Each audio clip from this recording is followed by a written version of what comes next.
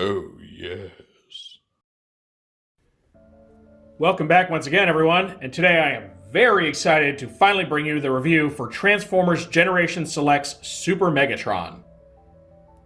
For anyone unfamiliar, Super Megatron was a character that was conceived for the Transformers Battlestars manga and series of short stories, and he was supposed to be the foil to the new version of Optimus Prime, which was Star Convoy. Up until now, that version of the character has never actually received an official toy. And now, as a nice little bonus, not only is this a figure of Super Megatron, but it can actually transform to his upgraded form, Ultra Megatron, which was also from that manga, and even further upgrade into something called Megatron Omega, which is a little redundant when you really think about it. Megatron Omega, but okay. So it's really neat. Tons of bonuses going on here. The toy is an extremely heavy retool of the Titans Return Galvatron toy, but this time without the Headmaster gimmick. And it's a figure that's expected to pull off a lot. It's got 2 different vehicle modes, 3 different robot modes. A lot going on here, so hopefully it can live up to that. So if you've seen my reviews before, you know how this goes. We're going to take a look at the toy's packaging. Then we'll open it up. We'll see everything that's inside, instructions. I don't know if there's like a manga book or something in here. And then we'll see Super Megatron himself in his vehicle modes, his different robot modes. You can expect a number of group shots and comparisons because, you know, he's got the Galvatron mold mate. There's other versions of Megatron out there. You got his enemy, Star Convoy, so we're going to have some fun today. And then, of course, at the end of the video, I'll give my final thoughts. So Super Megatron comes in your standard TakaraTomy initiated selects packaging. So it had an outer, like, shipping box that came in, which just, you know, had the name of the toy and some branding on it. And then you get this outer sleeve, which is pretty nice. Got the line art of Super Megatron, got his name, all that. Decepticon symbol on the back, nothing too crazy. We'll slide this off carefully. And you just kind of get your nice generic selects box. It still maintains that little typo or mistranslation or whatever you want to call it, where it says Generation Selects. I don't know why they haven't fixed that yet. I mean, they have to keep reusing this design and printing it, but they see no reason to fix that. I don't get it. So, you know, just same old, same old. If you've seen the Seacons and all that. Flip this open. Just generic grid pattern with the Autobot and the generation symbol there. Look at this. Oh, this is very cartoony looking. Very cel-shaded looking. All right, here he is in what I think is his jet mode, or maybe some mix of the jet and tank modes. I think that's the jet mode proper. And you can see he's done up in mostly some fairly flat colors. Like, there's a bit of metallic quality to his grays, the lighter gray and the darker gray. And you get this like very flat yellow in the cockpit, a lot of bright red. So he definitely stands out. Got a lot of contrasting colors going on. He's big too. He's a lot bigger than I thought he'd be in hand. And, you know, considering he's coming from the Galvatron mold, it's pretty impressive how much space he has taken up.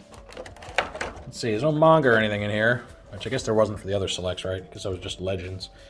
But you get the nice, crisp instruction book, which I do miss these glossy instructions that Hasbro stopped doing a while back. All right, so you get, let's see, starts in the jet mode. This is a transformation from jet to robot, looks like. Yeah, it was Super Megatron mode. And then that's the transformation to what looks like Ultra Megatron here. And then further transformation, let's see, this goes to the tank. So from jet to Super Megatron, Ultra Megatron to tank. And you got a little face flipping gimmick right there. Turn this around. Huh? Well, I guess that's it. Huh. All right then. Now I could have sworn that Ultra Megatron had his own little combination of steps for the body. I'll have to double check that, because I thought he was different from Ultra Megatron. I don't know, we'll see. I'll get a good look out of here. So hopefully the instructions tell you everything you need to know. Okay, we're going to start this off with the spaceship or jet mode. And you can see, pretty good size, considering the actual size of the toy. Got this very big sweeping wingspans, got these little like stabilizer looking wings here. Big old nose cone that's got a cannon on the front, brightly lit cockpit. Would appear to be missile launchers on the front there. And for some reason, treads on top, because I guess they just had nowhere else to put those. The underside is actually quite clean when you look at it. Just got some kind of landing gear or treads. Got these, which I guess act as kind of like a further landing gear, something to rest it on. Unfortunately, there's no real rear landing gear. I don't know, you'd think they would flip this around and put the treads down there, but they didn't for some reason. I think it would make a lot more sense to do it that way.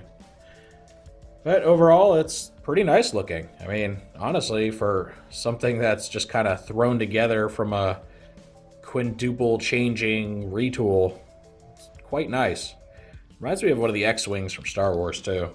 I know it doesn't really look like one, but just gives me that vibe. And, yeah, pretty cool.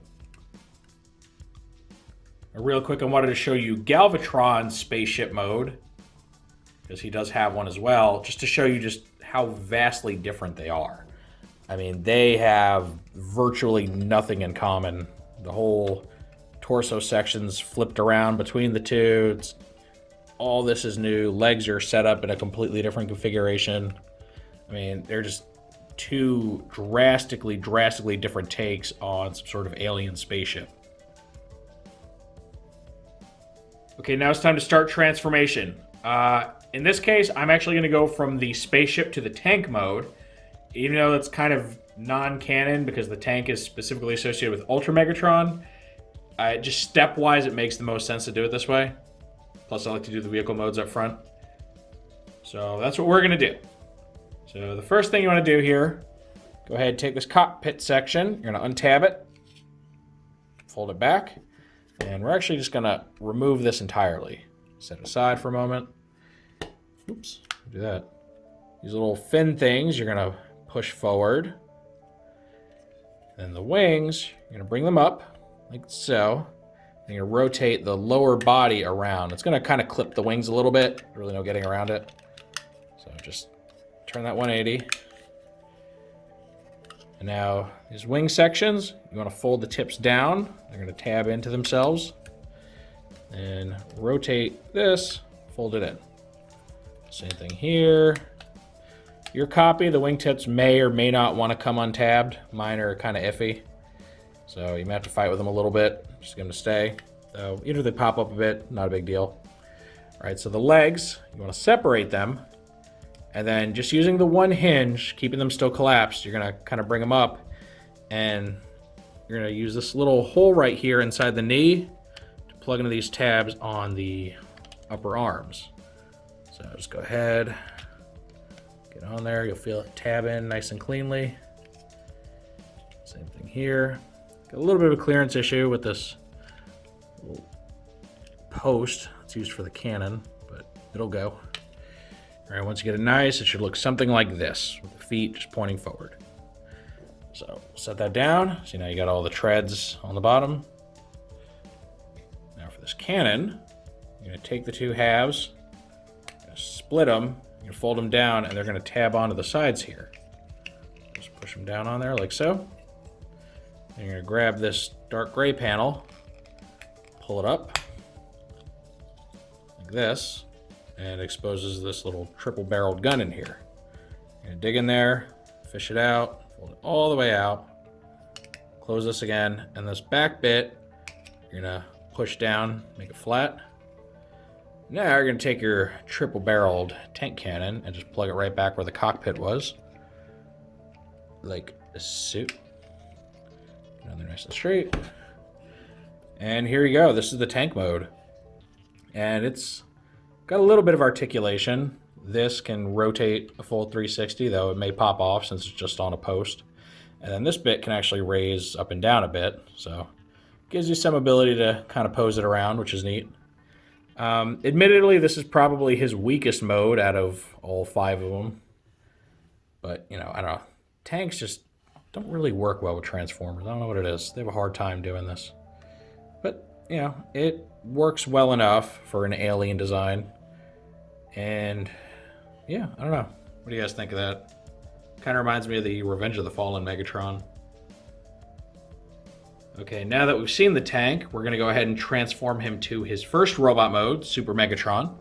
So go ahead and remove this thing. We're going to reset it back the way we had it. So pull that down, pull this guy up, pull this back in all the way, and close it again. Put these back, just like that. So now, the legs, you're going to untab from the arms. You're going to extend them all the way down, just like you do for a Galvatron. They'll pop into place, rotate them, we'll flip the feet down, and these treads are going to fold all the way in. You should hear them kind of pop into place there. So they take the place of those flat panels on Galvatron. They work just as well. In fact, they might even work a little better because they're thicker. All right, so you got all this. You're going to take these treads, push them all the way in like so. Let's go ahead and stand this guy up and adjust our camera. Okay, let's fold these out. Flip them up like so. Untab his wrists from his upper arms. And you're going to flip the fists out. They're a little tight, but not too bad. It will come out with just a fingernail. Pose them up a bit here. We're going to flip this chest piece down. We're actually going to rotate it 180. Flip the head out. Put this back in. All right. We're getting our base robot mode. And lastly, you're going to make the cannon, and you're going to use the hole on this dark gray bit. Plug into this post on the side of the arm. And here you go. This is Super Megatron. And I gotta say, he is just all kinds of awesome looking. He's big, he's got this really wide chest, he's intimidating, real angry face going on. And he's just kind of everything I would have hoped for. And you could almost barely tell that he's a Galvatron retool. There are obviously some parts that are the same, and I'll get to those in a moment. But there's so much that's different about him. I mean, his whole torso is just much wider. Everything feels just new with this guy. It's great. You got his big old ultra fusion cannon, whatever you want to call it. Much more intimidating than his regular one. Kind of reminds me of a railgun. As far as articulation, he's got really everything you'd expect, even in like a modern War for Seibertron figure, right? So he's got the head that's on a ball joint, moves around. Shoulders are ratcheted, just like Galvatron. So they have a lot of posability, bicep swivel, double bend elbows. Unfortunately, he lacks a wrist swivel because his fists just fold out. He does have a waist swivel, though it's kind of limited by the back kibble, which you can always move out of the way. He's got the little skirt flap things that lift up and down. Waist goes out, not the waist, but the hips go out, up and down. Really a single bend knee. You can't really do the double bend because this panel stops that second hinge from engaging. And he actually has ankle tilt, which is something a lot of Titans Return toys, can't talk today, did not have. A little bit of rocking. Not sure how intentional the rocking is, but it's there. So, I mean, this guy's kind of the whole package. And normally when they take an older figure and release it, modern day, it shows its age. This feels shiny and new. This feels fantastic. Okay, here's our comparison with Galvatron in his robot mode, just so you can see everything that's the same, everything that's different between them. So I'd say about 2/3 of the parts are new. Maybe half. Kind of hard to estimate. So the things that are the same, pretty much the entire bottom half of the toy, like this waist piece down. The whole crotch piece is exactly the same, even down to having a vestigial hinge down there that doesn't serve any purpose for this toy. The only difference in the legs being that he swaps out again those flat, thin panels for the treads. But everything else is identical there. The Galvatron just wanted to flop over today. All right. And then when you move to the upper body, as far as I can tell, the only things that are the same are these upper shoulder pieces, the lower arms and hands, and then like this little hinge piece connecting them. The middle bit here, like the biceps, they are new because they had to be retooled to accommodate different pieces. And I I really think that's it. I think that's all they share as far as their tooling, which is great. I mean, if it's going to be a retool, the more the better in most cases, because you don't want to feel like you're buying the same toy twice. And even though, you know, most of their lower body is reused and their arms are mostly reused, because of the different paint apps on them, the different layouts for the paint, you may not, like if you weren't told that this was a Galvatron retool, you may not pick up on it immediately. They do a really good job of mixing up the colors. Probably the most similar thing about them is just the red kneecaps there. But other than that, you know, I mean, different feet, different shins. I gotta say, I think they did a fantastic job here. I think they really each stand on their own, which is exactly what you want. Here for fun is kind of an evolutionary group shot. You have Earthrise Megatron over here, which is, you know, just Megatron's base form. And as close to a G1 toy as we get in Generations. And of course, you know, his upgraded form Galvatron, and then Galvatron's further upgrade, Super Megatron, after he was revived from falling in ice.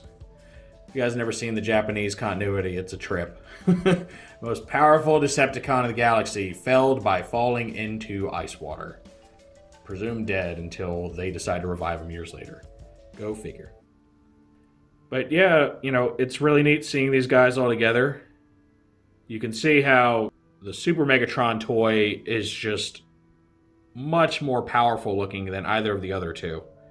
And while he's more similar in appearance to Megatron than he is Galvatron, obviously, he's just like a whole new animal, like Megatron on steroids. And I mean, that's what you want in a Super Megatron, right? Now, granted, we all know that there's a Kingdom Galvatron on the way, so it'll probably render this guy completely obsolete, assuming they do a good job. So we may be seeing some new comparison shots or evolution shots when that comes out. But this is all we got for now. And as it stands right now, despite all of Galvatron's flaws, mostly being with the whole helmet design, he's still the best G1 Galvatron we have at the moment. You know, they haven't made an official toy that really tops this guy yet. Okay, now it's time to upgrade Super Megatron to his Ultra Megatron form. Not a whole lot to it. So first you want to remove his cannon. Get that off, if it'll let you. It really sticks on there. Alright, and we're going to do with this cannon more or less what we did for the tank mode. This time we're actually going to remove that 3-barreled weapon. So you fold this back again, lift this piece up, pull this out. This time you're actually going to pull it straight out. And it might stick on you a little bit, but it will come. Just kind of twist it till it pops out, like so. Close that, shut this, and you're just going to reattach this guy. So go ahead, put it on, like so. So he gets more of a rocket launcher type arm cannon. And then this just goes onto his... Oop. Doesn't want to play ball. Yeah, it's really tight post. I think it's a little too big for its own good. It'll go. You just got to mess with it. Just wriggle it on there. Get it on nice and good. Okay. Becomes a shoulder-mounted weapon.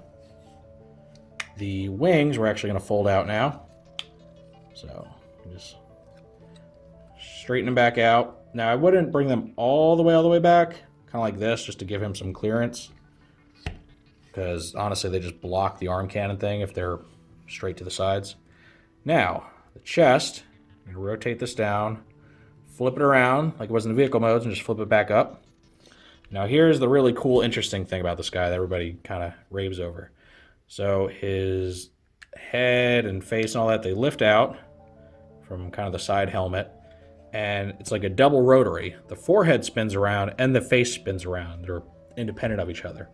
So for Ultra Megatron, all we want to do is turn the forehead. And it's kind of a chore to get it, especially that very first time you do it. Because it's coming straight out of the factory and everything's kind of sticky. But you want to get this to where this red emblem's right in the center. And keep the face centered. And you're going to push it back down until it pops into place. And here we go. We've now upgraded our Super Megatron to Ultra Megatron. It's a much more intimidating, heavily armed looking character. Just kind of meaner looking. I don't know what it is about that red dot in the middle, but just screams danger. Now, admittedly, I don't like his shorter, nubbier fusion cannon in this form compared to the other one. Trade-off being, obviously, you get this little triple gun, which, I mean, technically, I think you could have both, right? You could still close this up and still have the triple gun on the shoulder if you want to. So if you want to get, kind of crazy and mix and match, that's always an option. But, yeah, I mean, he looks really cool, guys. This is a Decepticon leader who's very worthy of inspiring fear across the galaxy. Now, you know we had to do this. Been waiting a long time for this group shot. So here, if you're unfamiliar, this is Generation Select's Star Convoy, the ultimate nemesis to Ultra Megatron from the Battlestars manga, or Return of Convoy toy line. Those were kind of the same thing. Return of Convoy was the toys, Battlestars was the story. Now, some people may be disappointed by the fact that Star Convoy is quite a bit taller than Megatron, but that's actually how they're supposed to be. He is supposed to be a bit bigger because, the Star Convoy character is made from combining the cab and trailer of the truck mode. So naturally, he's going to be pretty big. He's, along the vein of Power Master Optimus Prime. Whereas Ultra Megatron, despite being bigger, more powerful, is still kind of made from the same base model as, his standard body. So it works out. And, I'll tell you, these two look so good together. I mean, the Star Convoy toy is just a gorgeous figure. I did a review on him a while back when he came out, and I just absolutely love him. I think he's the best use of that Power of the Primes mold. Now, he's not by any means the quintessential Star Convoy toy, because he doesn't really have all the proper features that the original toy had. The truck mode and all that are way off, and he kind of makes up for that with having an inner robot. But I will say he definitely suffices for matching up against this guy. Now, this Super Megatron or Ultra Megatron toy, since there's nothing pre-existing to compare him to, he kind of gets away with being a retool a little more, because again, you have nothing to base it off of, other than some drawings.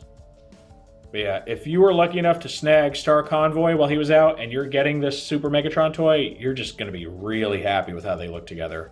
They contrast so well. I mean, they're so anime. They really are. They're very much Japanese G1. And if you like that aesthetic, if you like kind of combining the simpler, base G1 aesthetic with more of like a Gundam-esque flair, these two are great for that. Okay, now with those group shots out of the way, there's one last transformation. And this one's actually kind of split into two forms.